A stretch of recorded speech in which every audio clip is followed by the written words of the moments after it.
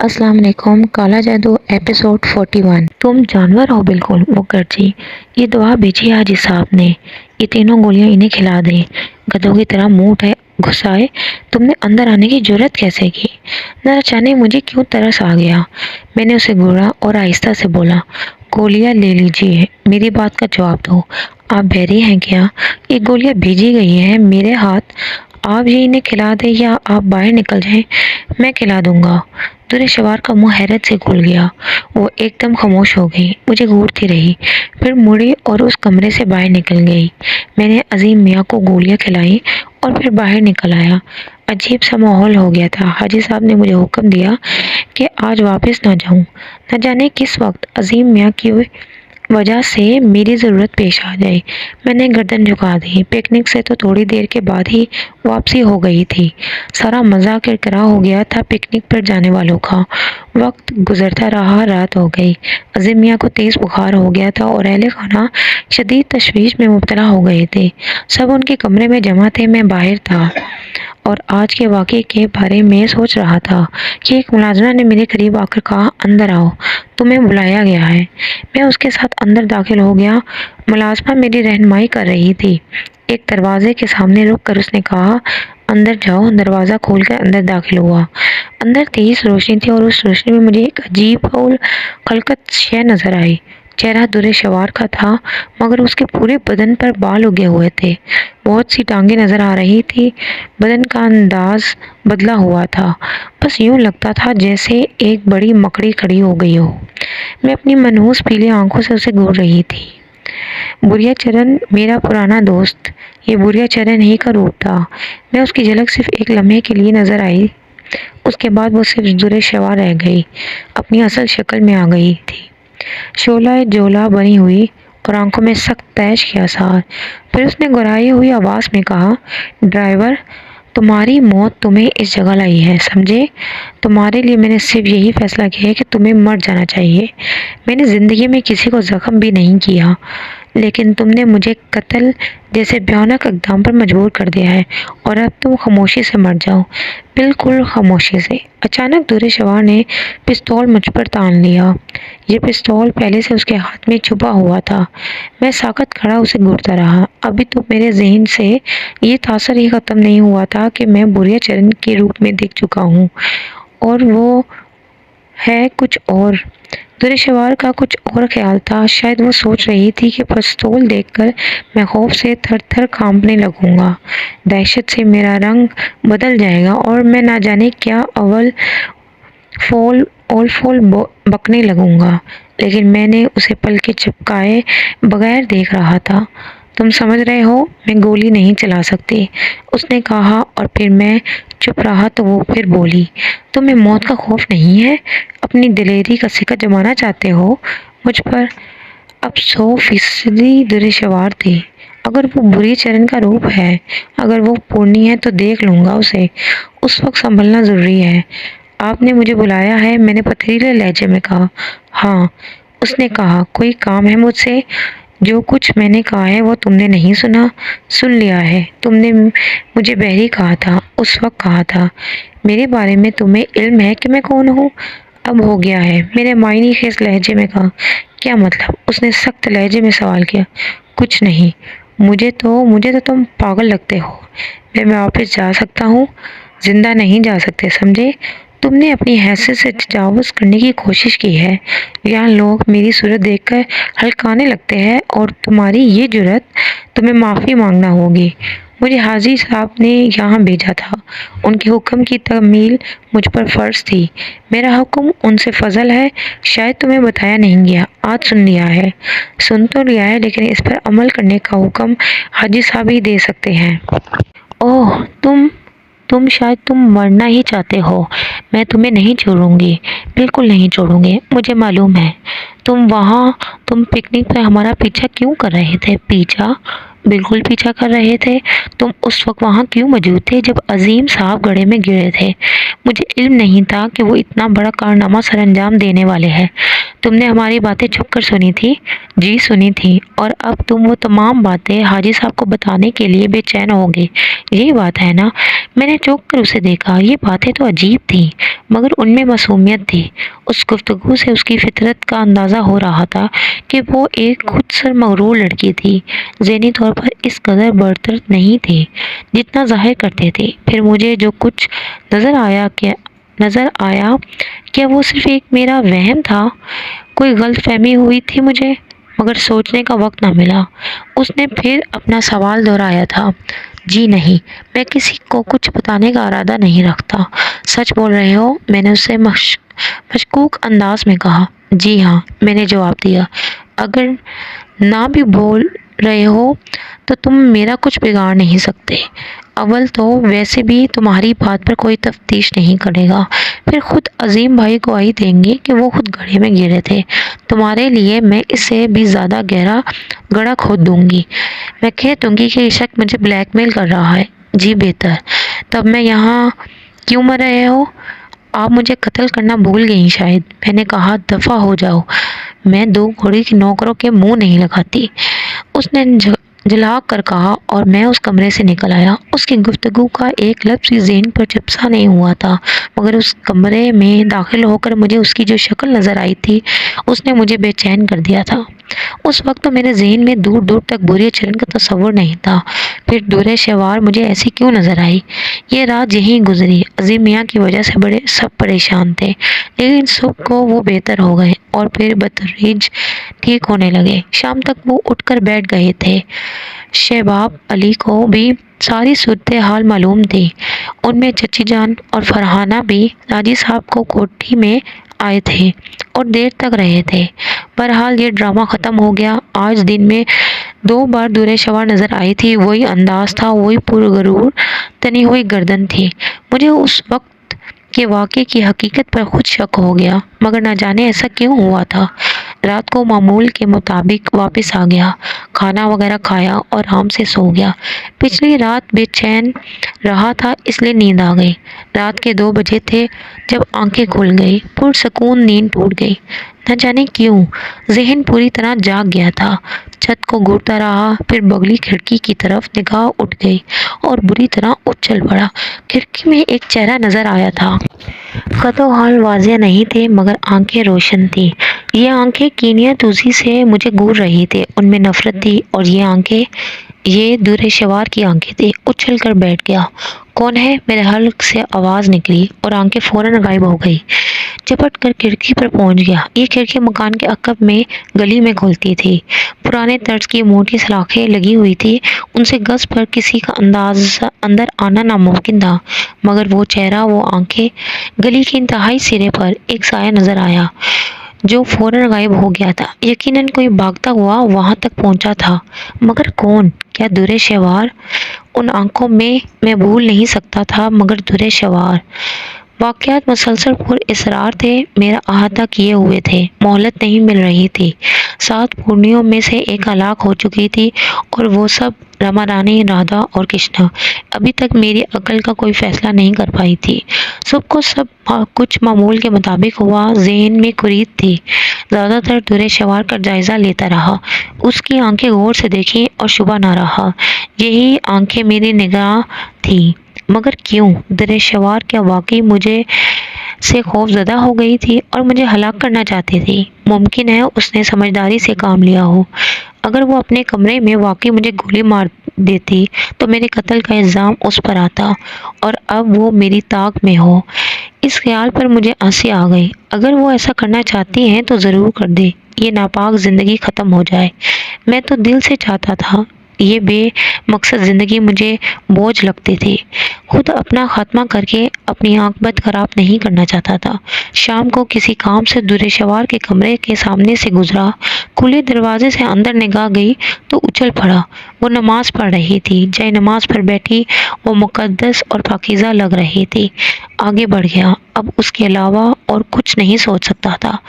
کہ وہ میرا وہم تھا، صرف وہم، لیکن اس رات پھر الجھ گیا۔ کھڑکی بند کر کے سویا تھا، ٹھیک 2 بجے تھے، آنکھ کھلی، کھڑکی سے وہی آجسی آنکھیں جھانک رہی تھی۔ پورے ہوش و حواس کے عالم میں میں نے وہ آنکھیں دیکھی تھی۔ برق سی تیزی سے میں نے پلنگ سے کھڑکی کی طرف چھلانگ لگائی اور اس تیزی سے وہ چہرہ وہاں سے غائب ہوا۔ لیکن آج میں نے دیر نہیں کی۔ گلی طویل نہیں تھی، پھر بھی وہ آدھی گلی عبور کر چکی تھی اور اس کے جسم کو دیکھ کر مجھے شبہ نہ رہا، وہ دردشوار ہی تھی، 100% وہی تھی۔ دماغ گھوم کر رہ گیا، یہ کیا اسرار ہے؟ حاجی صاحب کے گھر سے یہاں تک کا طویل فاصلہ تھا، وہ اتنی رات کو یہ فاصلہ عبور کر کے آتی ہیں اور کھڑکی سے مجھے گھورتی ہیں، کیوں؟ آخر کیوں؟ کیا چاہتی ہیں وہ؟ اسے نماز پڑھتے دیکھ کر بھرم قائم ہوا تھا، لیکن اس وقت سب کچھ تہ و بلا ہو گیا تھا۔ مہتاب علی صاحب سے بات کرنے کا موقع مل گیا۔ روح خبیثہ سے متعلق کچھ معلومات ہے آپ کو چاچا جان؟ نہ ہونے کے برابر۔ کیوں؟ ویسے ہی مجھے کچھ دلچسپی ہے۔ ارے اس دلچسپی کی کوئی وجہ؟ کوئی خاص نہیں، بس کچھ مشاہدات۔ مثلاً صرف ایک سوال، کوئی مسلمان لڑکی، خواہ وہ کسی بھی حیثیت کی مالک ہو، ایک خبیث روح کی شکل میں نظر آئے، اس کی حرکات و سکنات پر پر اصرار ہو، مگر بعد میں وہ نماز پڑھتی نظر آئے، تو کیا کوئی گندی روح اس میں حلول کر سکتی ہے؟ مسلمان لڑکی۔ شباب علی کچھ سوچنے لگے، پھر بولے، اس سلسلے میں میرا ایک سوال ہے۔ جی؟ تم نے خبیث روح کا تعین کیسے کیا؟ ایک ایسی شکل جس کے بارے میں علم ہو کہ وہ کالے جادو سے تعلق رکھتی ہیں، کسی مسلمان لڑکی پر جس کا سایہ ہو سکتا ہے، اس پر سفلی علم کر کے اسے معطل کیا جا سکتا ہے۔ اگر اس پر کسی جن کا سایہ ہو تو مختلف اشکال بن سکتی ہے، بیانہ خوفناک، دوسروں کو ڈرانے کے لیے، دور رکھنے کے لیے، لیکن وہ کوئی ایسی شکل نہیں اختیار کر سکتی جس کے بارے میں علم یقینی ہو کہ اس کا تعلق کالے جادو سے ہے۔ اگر کسی بدبخت مسلمان نے ایمان کھو کر کالا جادو سیکھ لیا تو وہ دائرہ اسلام سے تو اسی وقت خارج ہو گیا۔ نماز جیسی پکیزہ شے کا تو تصور ہی اسے ہلاک کر دے گا۔ یہ تو اللہ سے رابطہ ہے، اور مجال ہے کہ کوئی باطل قوت اللہ سے رابطہ کر سکے، اسی لمحے فنا ہو جائے گی۔ ہاں، کوئی غلیظ قوت اس پر عارضی طور پر اثر انداز ہو سکتی ہے، جیسا کہ میں نے کہا کہ بہرحال سفلی علوم کے ذریعے کسی کو نشانہ بنایا جا سکتا ہے۔ میں حیرانی سے مہتاب علی کی صورت دیکھنے لگا۔ وہ ایک ناواقف انسان تھے، اس بارے میں کچھ نہیں جانتے تھے، لیکن اس وقت مجھے ایسا لگا تھا جیسے میرے تمام سوالات ان کے سینے میں اتر گئے ہو اور یہ جواب کسی اور کی زبان سے ان کے ہونٹوں سے پھوٹا ہو۔ اس جواب سے نہ صرف میری تشفی ہوئی تھی، بلکہ اس جواب نے مجھے نئی فکر دی تھی، ہوشیار کیا تھا، اور اب مجھے جو کچھ کرنا تھا وہ سوچ سمجھ کر کرنا تھا۔ عظیم میاں ٹھیک ہو گئے، کوئی کہانی نہیں بنی۔ دردشوار سے کئی بار واسطہ پڑا، کچھ کھسکسی ہوئی لگتی تھی۔ مجھے تو کبھی سیدھے منہ بات ہی نہیں کرتی تھی، بلکہ اگر مجھے کبھی ڈرائیور کی ضرورت پیش آتی تو وہ دوسرے ڈرائیور کو ترجیح دیتی تھی۔ وہ حالت مجبوری مجھے برداشت کر لیتی تھی، وہ بھی اگر دوسرے ساتھ ہو تو۔ اکیلے میں وہ کبھی میرے ساتھ نکلتی تھی، لیکن اب میں پریشان تھا۔ وہ مسلسل مجھے گھورتی تھی، کئی بار راتوں کو وہ مجھے نظر آئی، اس وقت جب اس کے آنے کا تصور بھی نہیں کیا جا سکتا تھا۔ کوئی تدبیر ایسی نہیں ہو سکتی جس سے میں اسے پکڑ سکوں۔ حالانکہ کئی راتیں میں نے مہتاب علی کے گھر میں پچھواڑی گلی میں گزاری، ان راتوں میں وہ نہیں آئے۔ مجھے تجسس تھا، کئی بار میں نے اسے نماز پڑھتے ہوئے دیکھا۔ بہرحال وقت بہتر گزر رہا تھا، کم سے کم یہاں عزت سے گزارا ہو رہا تھا اور رزق حلال مل رہا تھا۔ مہتاب علی کے رشتہ داروں کے ہاں ایک شادی کا اہتمام ہوا، بہت قریبی رشتہ تھا۔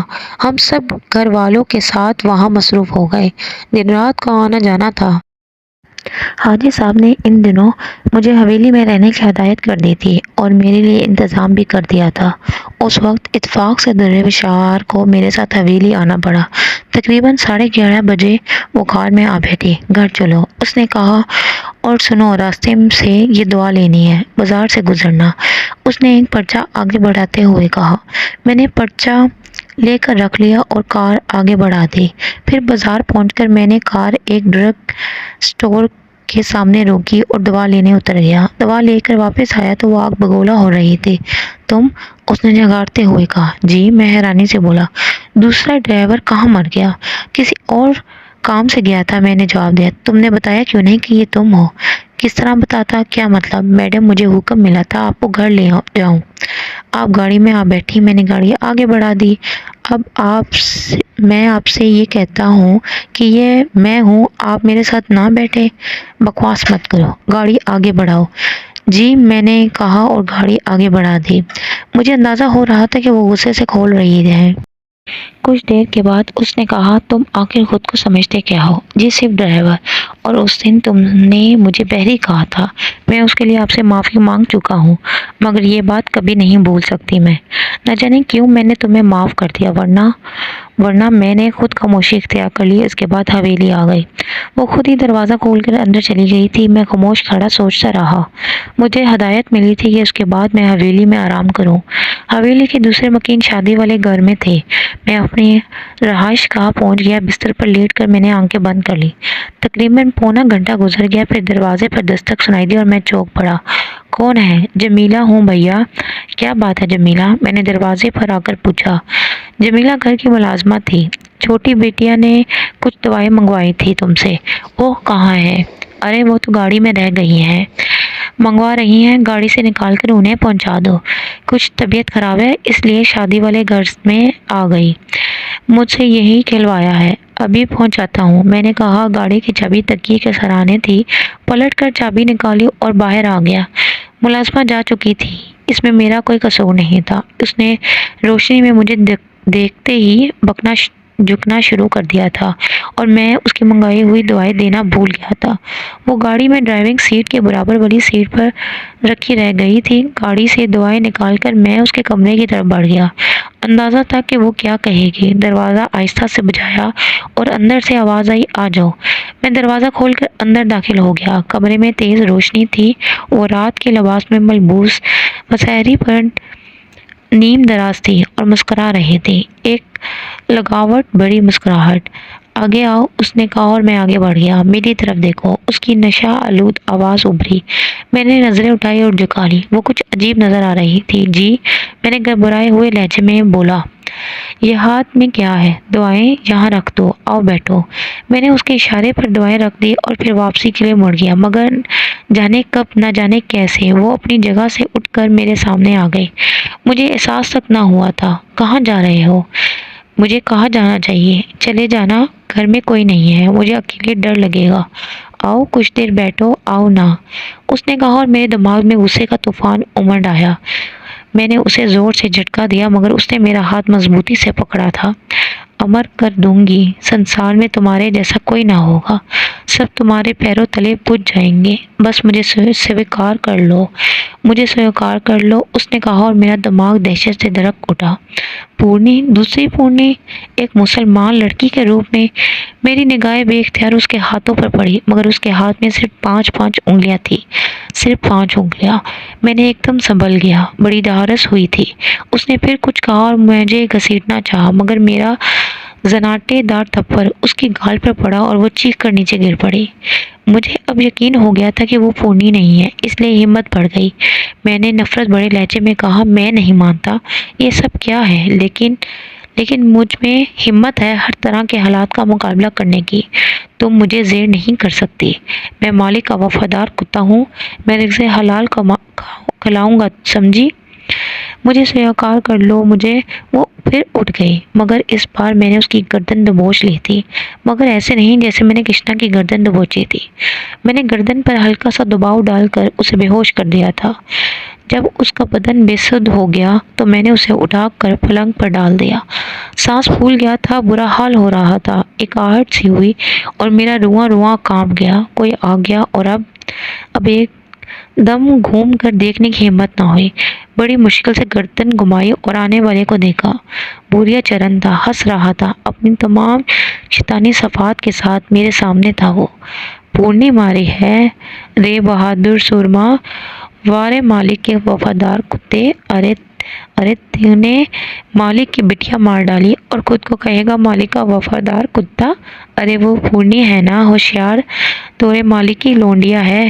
بوریا چرن، میں نے سرد لہجے میں کہا، چھوڑیں گے نہ تجھے حرام خور، جیون خراب کر دیا ہے تو نے ہمارا، تیرے جیون کو شانتی نہ لینے دیں گے، ہم وچن دیا ہے ہم نے بھی اپنے آپ کو، یہاں کیوں آیا ہے تیرا رزق حلال پھنڈ کرنے، ہم تو رہے ہی تیری ناک میں ہیں، 7 پورنیوں میں سے ایک مار دی تے نے، ارے بد نصیب کسی سے پوچھ تو لیتا، پورنی کہاں ہوئے ہے تیرا ساوا جین تیاگ دے ہے، رشنی منی ایک پورنی پانے کے لیے ہم نے تو کا ساتھ دے دے، اور تے ان کا مانت ہے، ان کا دیا نہ کھائے ہے نہ پیے ہے، کبھی مانگ تو سنسار میں ان سے کچھ، مہاراج بنا دیں گے تجھے، پر تیرا نصیب ہی بھنڈ ہے، کتے جیسی درگت ہو گئی تیری، پر اب بھی دھرم کی لاٹھی اٹھائے ہوئے ہے، ایک پورنی مار دی تینے، ہم سمجھ گئے کسی کا نے تو کا بٹکائی ہے، تب ہم نے یہ سوچا کہ اب تو کا سبق دئی ہے، ہم نے تیرے مالک کی لونڈیا کو بگاڑا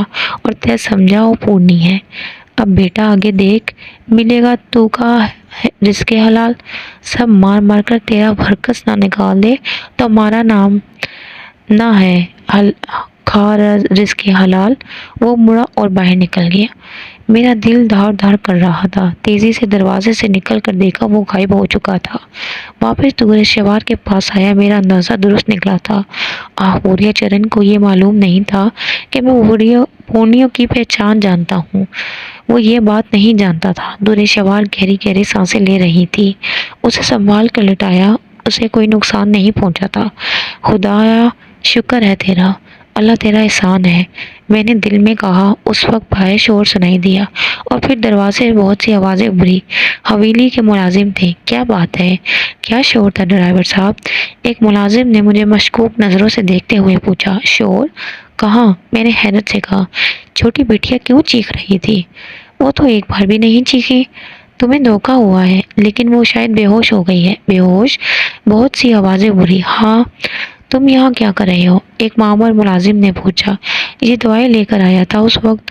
ہاں میں تو کمرے میں تھا، جمیلہ نے کہا تھا کہ چھوٹی بی بی دوائی منگوا رہی ہیں، میں گاڑی سے دوائی لے کر یہاں آیا تو انہیں بے ہوش دیکھا، مگر ہم ان کے شور کی آوازیں سن کر آئے ہیں، ملازم عورتیں دورے شوار کے پاس آ کر اسے ٹٹولنے لگی، ملازموں کو مجھ پر شک ہو گیا تھا، معمر ملازم حیات خان نے 2 ملازموں سے کہا کہ وہ شادی والے گھر جا کر دورے شوار بی بی کے بے ہوش ہونے کی اطلاع دیں اور حاجی صاحب کو بلا لائیں، وہ دونوں چلے گئے تو ملازم عورتوں کو دورے شوار کی خبر گیری کرنے کے لیے کہا اور مجھ سے بولا، آؤ باہر آ جاؤ، میں باہر نکل آیا، تب وہ مجھ سے بولا، ڈرائیور صاحب برا مت ماننا، میں 20 سال سے اس گھر کا نمک کھا رہا ہوں، بڑا فرض ہے مجھ پر، اس حویلی کی حفاظت کا کام میری ہی دیا گیا ہے، ڈرائیور صاحب ہمیں چھوٹی بٹیا کی چیخیں سنائی دی، ہم یہاں پہنچے تو وہ ہمیں بے ہوش ملی اور تم ان کے کمرے میں، ہمیں تم پر شک ہو گیا ہے، اس لیے جب تک مالک نہ آ جائے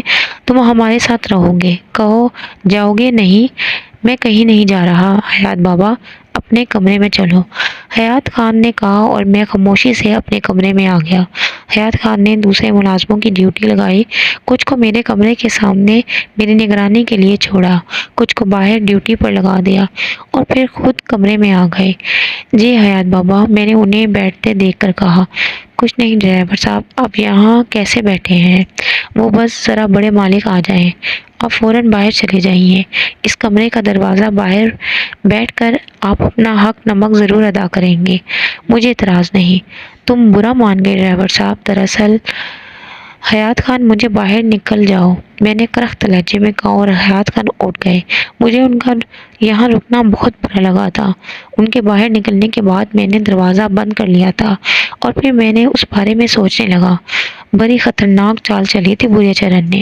خدا نخواستہ اگر میں اسے پورنی سمجھ کر ہلاک کر دیتا، بڑا رحم ہوا مجھ پر، اول تو مجھے پورنیوں کی اہم شناخت بتا دی گئی تھی، دوہم مہتاب علی سے ہونے والی گفتگو نے مجھے سوچنے پر موقع دیا تھا، بستر پر لیٹ گیا، سوچتا رہا، پھر نیند آ گئی، صبح آنکھ کھلی تھی، رات کے واقعات یاد آئے اور دل دھک دھک کرنے لگا، اندازہ لگانے کے لیے دروازے پر پہنچا، دروازہ کھول کر باہر جھانکا، کوئی نہیں تھا، مگر بہت دور کچھ فاصلے پر جمیلہ کی جھلک نظر آئی تھی۔ منہ ہاتھ وغیرہ دھو کر فارغ ہوا تھا کہ جمیلہ تیزی سے آتی نظر آئی۔ میرے قریب پہنچ کر بولی، بڑے مالک بلا رہے ہیں ڈرائیور صاحب۔ حاجی فیاض صاحب اپنے کمرے میں تھے۔ ایک سمت حیات خان کھڑا ہوا تھا۔ میرے سلام کا جواب دے کر حاجی صاحب بولے، مسعود میاں، وہ رات کو کچھ غلط فہمی ہو گئی تھی حیات خان کو، تم سے کچھ بدتمیزی کر بیٹھے یہ۔ درے شوار بی بی کی طبیعت اب کیسی ہے؟ میں نے بے اختیار پوچھا۔ ٹھیک ہے، کوئی بات بھی نہیں تھی، دراصل وہ زیادہ رش سے گھبرا جاتی ہے، اعصابی دباؤ کا شکار ہو گئی تھی، سب بالکل ٹھیک ہے۔ جی، حیات خان کے رات کے واقعے پر بہت شرمندہ ہے، تم سے معافی مانگنا چاہتے ہیں۔ کوئی بات نہیں ہے، ان کا شک دور ہو گیا۔ جی ڈرائیور صاحب، ہم شرمندہ ہیں، میں نے آپ کی وفاداری کا برا نہیں مانا۔ بات ختم ہو گئی، شادی کے ہنگامے ابھی باقی تھے۔ وہ دن گزر گیا۔ دوسرے دن دوپہر کو درے شوار نے مجھے بلایا۔ اس وقت بھی تمام لوگ وہیں گئے ہوئے تھے۔ میں نے 2 چکر لگائے تھے اور آخر میں مجھے شام کو درے شوار کو لے کر جانا تھا، جس کے لیے ہدایت کر دی گئی تھی۔ میں اس کے کمرے میں پہنچ گیا۔ جی چھوٹی بٹیا، یہ پتہ رکھ لو مسعود، تھوڑی دیر کے بعد یہاں چلے جانا، میری دوست صفیہ تمہارے ساتھ یہاں آ جائے گی، شام کو اسے ہمارے ساتھ جانا ہے۔ میں نے کاغذ لے لیا۔ پڑھ سکتے ہو؟ جی ہاں۔ کوئی پونے گھنٹے جانا۔ جی بہتر۔ میں بیٹھا تو اس نے مجھے پھر پکارا، سنو، اور میں رک گیا۔ جلدی ہے جانے کی؟ جی نہیں۔ مجھ سے بات کرنا پسند کرو گے؟ اس نے عجیب سے لہجے میں پوچھا اور میں چونک کر اسے دیکھنے لگا۔ درے شوار کا لہجہ بدلا ہوا تھا۔ حکم دیجیے، میں نے تم سے بہت بدتمیزی کی ہے، بہت سختی سے پیش آئی ہوں تمہارے سامنے، مجھے اس پر شرمندگی ہے، میں تم سے معافی مانگنا چاہتی ہوں مسعود۔ نہیں چھوٹی بی بی، آپ میرے مالک کی بیٹی ہیں، مگر تم فرشتہ صفت انسان ہو۔ مسعود، میری کیفیت کے بارے میں کچھ بتاؤ گے؟ جی پلیز مجھے بتاؤ، مجھے ایک ایک لمحہ یاد ہے، مجھے یاد ہے میں تم سے کیا کہہ رہی تھی، میں بہت بے باک ہو گئی تھی مسعود، مگر خدا کی قسم میں اپنے حواس میں نہیں تھی، مجھے یوں لگا جیسے کوئی انجانی قوت میرے وجود میں داخل ہو گئی ہو، وہی مجھ سے یہ سب کہلوا رہی ہو، میں اس کے ہاتھوں بے بس ہو گئی تھی۔ کیا تم میری باتوں پر یقین کر سکو گے؟ کیوں نہیں، آپ سچ کہہ رہی ہوں گی، اس نے مجھے بے بس کر دیا تھا، مگر مسعود تم نے مجھے بچا لیا، خدا تمہیں اس کا اجر دے۔ اب آپ ٹھیک ہیں؟ ہاں، وہ شرمندہ لہجے میں بولی۔ پھر اس نے کہا، تم نے کسی سے اس کا تذکرہ تو نہیں کیا؟ نہیں، آئندہ بھی مت کرنا، تمہارا احسان ہوگا مجھ پر۔ آپ بالکل اطمینان رکھیں، تم بہت شریف انسان ہو، تم نے میرا ہر راز رکھا ہے، بس میری طبیعت بہت چڑچڑی ہے، نہ جانے کیوں، ہر بات پر بہت جلدی غصہ آ جاتا ہے، لوگ بھی تو مجھے چڑھاتے ہیں۔ تم عظیم کے بارے میں جانتے ہو کیا؟ مجھے اس سے منسوب کیا جاتا ہے۔ حاجی صاحب کی عقل خبت ہو گئی ہے، وہ گوشت اور ہڈیوں کا پہاڑ، عقل سے آئی انسان میری تقدیر کا مالک بنایا جا رہا ہے، مجھے ساری زندگی کے عذاب میں گرفتار کیا جا رہا ہے، کیسے دماغ پر قابو رکھوں، یہ تصور ذہن میں آتا ہے تو خون خرابہ کرنے کو جی چاہتا ہے۔ دیکھو نا کیسی زبردستی ہے، میرے سانس بھی مجھ سے چھینے جا رہے ہیں، دل چاہتا ہے کہ کسی طرح وہ اس دنیا سے چلا جائے، اور میرا خیال ہے حاجی صاحب آپ پر اپنا پیسہ مسلط نہیں کریں گے۔ ارے تم انہیں نہیں جانتے، بڑے عجیب و غریب انسان ہے وہ، خدا کرے ایسا نہ ہو۔ میرا دل ہلکا ہو گیا ہے تم سے معافی مانگ کر۔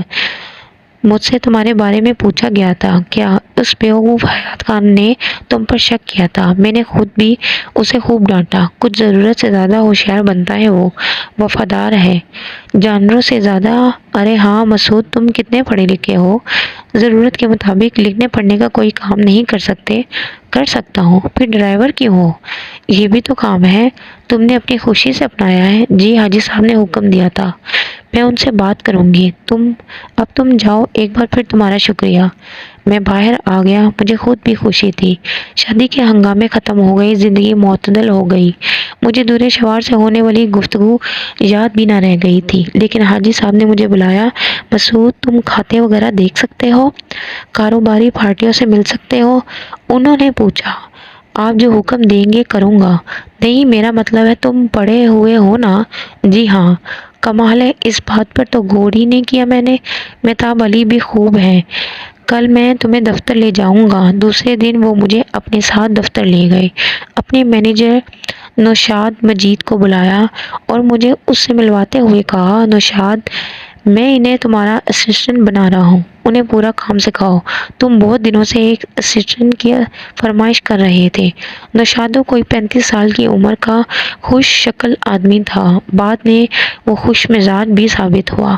اب میں اس کے ساتھ ہی بیٹھتا تھا۔ دفتر کے بہت سے کام میں نے سنبھال لیے تھے۔ میری تنخواہ میں اضافہ کر دیا گیا تھا اور سب سے زیادہ مہتاب علی اس بات پر خوش تھے، کھوٹی سے اب کوئی رابطہ نہیں رہا تھا، اس لیے ادھر بالکل جانا نہیں ہوتا تھا۔ البتہ یہ بھی جانتا تھا کہ یہ سب کچھ مہربانی سے ہوا ہے۔ اس دن حاجی صاحب خاص طور سے دفتر آئے۔ انہوں نے نوشاد سے کہا، نوشاد، وہ رانی مہاوتی کی ساڑیاں بالکل تیار ہو گئی ہے۔ جی حاجی صاحب، رکبیر نے مجھے آج ہی خبر دی ہے۔ تم نے دیکھ لی؟ ابھی نہیں۔ کل صبح کارخانے چلے جاؤ، آخری نگاہ ڈال کر انہیں پیک کرا دو اور پھر بٹھنڈا چلے جاؤ۔ رانی صاحبہ کا آدمی 2 بار آ چکا ہے، اب دیر نہیں ہونی چاہیے۔ جی حاجی صاحب، بالکل مسعود کو بھی ساتھ لے جاؤ، ایسے کاموں میں ان کی واقفیت ضروری ہے۔ بہت بہتر۔ حاجی صاحب کے جانے کے بعد نوشاد نے کہا، چلو اچھا ہے، سیر و تفریح بھی ہو جائے گی، بہت دن سے بنارس سے باہر جانا نہیں ہوا۔ جی نوشادو صاحب، یار ایک تو تمہاری یہ سعادت مندی سے مجھے چڑ ہے۔ میں تمہیں دوست بنانا چاہتا ہوں مگر تم صرف ماتحت بننے پر تلے ہوئے ہو۔ ماتحت تو میں ہوں نوشاد صاحب، گویا دوست نہیں بن سکتے۔ یہ آپ کی مہربانی ہے تو برائے دام یہ مہربانی قبول کر لو۔ ویسے دورے بڑے دلچسپ ہوتے ہیں، ہمارا مال تو پورے ہندوستان میں سپلائی ہوتا ہے، مگر ایسی رانیوں اور راجکماریوں کے آرڈر بھی آتے رہتے ہیں جو چاہتی ہیں کہ ان کے لباس پورے ہندوستان میں منفرد ہو اور یہ ڈیزائن صرف ان کے لیے بنائے جائیں۔ آنکھیں بند کر کے قیمت دیتی ہیں ہمیں، کیا اعتراض ہو سکتا ہے؟ اور اس کے ساتھ ساتھ ہمارے جو عیش ہوتے ہیں وہ منافع میں